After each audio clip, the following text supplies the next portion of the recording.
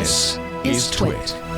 All right, let's dive right in. We've got some news to talk about, so let's get to it right now with the news. Hey, Oppo. I see you over there, sucking out all the OxygenOS on Android News. Oh, okay. That was a good one, Burke. I like that. It was. And I like that too. It's a really good deep cut for just like the true Android enthusiast who knows that what we're about to talk about. Totally. Which is that here on All About Android, we are talking about what will be a very big change for some of us to go away from OxygenOS into the new, previously existing ColorOS. Yes, that's happening. It's happening. So OnePlus CEO Pete Lau this week talked to a couple of journalists. The Verge was one of them, and gave a couple more details on kind of what the trajectory will be for the next batch of, for what OnePlus is coming up to next. So OnePlus will run Oppo's ColorOS in future versions. We kind of know that the first phone that's going to officially run this is the next big OnePlus flagship. So I guess that would be the OnePlus 10. We also know, by the way, that the OnePlus 9T is not going to happen. So the T-Series incremental updates, not on the docket at this time. However, if you have a OnePlus 8 or a OnePlus 9, either of the two, the regular or the Pro, you are going to get the new OS beta beginning, the 9 will get the new OS beta beginning next month, and the 8 users will get the new OS beta beginning in December. So you'll be able to try that out before it comes officially to the phone. This new ColorOS is supposed to be in full effect by August 2022, or by the new OS will be out in 2022, but it'll be in full effect by the next major Android update, which could be as late as the end of next year, which is typically when the next Android updates come up. So, things to look forward to. I've seen a couple screenshots of the ColorOS. I have used it before on the Oppo Find. The last Oppo phone I used was the Find X2. So-and-so, I forget the full name of it. And it wasn't bad, but I also really do like the OxygenOS experience. So here's to hoping they don't change it too drastically. What about the Oxygen experience do you like? I'm just curious. I mean, I was on a OnePlus for years, and I thought I want to hear your answer, then I'll share what my thought was. But what about Oxygen?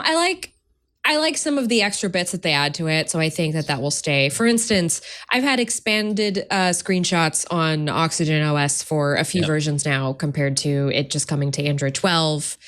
The couple other I like the interface is close to that. I'm not quite ready for the change that Material U is bringing. So I kind of like the little bit leftovers in OxygenOS. Well, my experience with OxygenOS, admittedly, was a few years ago now, but I didn't notice a discernible huge difference from stock Android and OxygenOS, which was the right thing to do, right? If it's, yes, there's little things like the expanded screenshots and little things like that, but ultimately the best kind of operating system is the one that doesn't get in your way and isn't a huge leap from one to the other. And especially with an Android port, that's what I'm ultimately looking for. And so I think OxygenOS was good, but I can't tell you oh man, I cannot live without this feature in OxygenOS. Yeah. I agree. There's no live without feature. It has all the same things as the Pixel, except the camera that's impeccable in every situation. Yeah. Ooh, burn. I'm curious. Sorry. I thought that was good. I thought it was a burn. Listen, it was my daughter's baptism this last weekend, and I had to shoot it with the OnePlus 9. And I can tell you, I wish many times that I'd had a Pixel in my hand instead. Yeah. Well, they're working. It's better than it has been, but you're right. I mean, I agreed. It is much better than it has been. But you can't move when you take a picture. Sorry.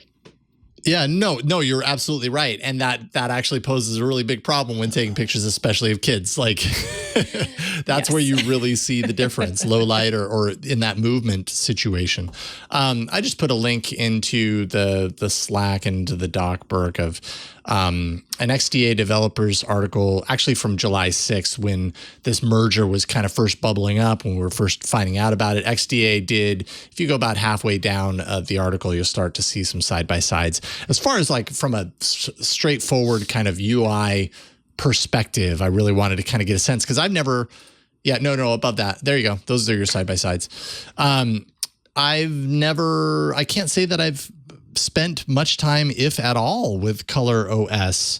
I mean, I'm sure I've pod at Oppo devices, like when we had Matteo on or someone on in the studio and they brought one, or maybe even you brought one into the studio at some point, Flo.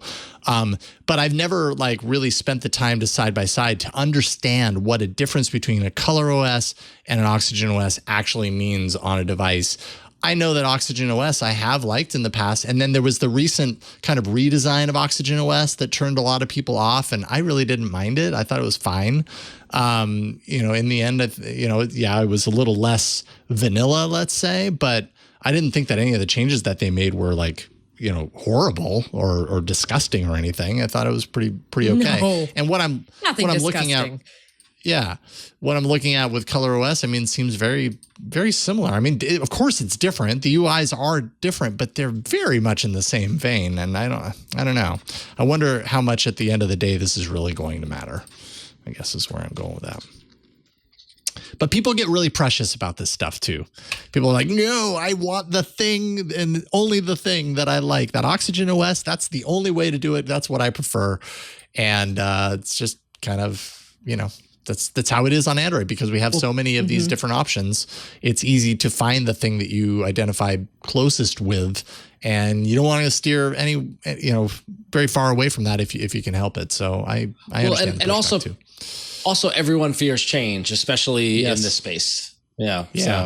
For sure. Mm-hmm. But by the way, the unlockable bootloader, whatever. All that enthusiast tinkering ability will remain in ColorOS, so don't worry. OnePlus is not getting rid of that. They know that they have the one niche in there that they can really hold on to. So, yeah, that's important, I think.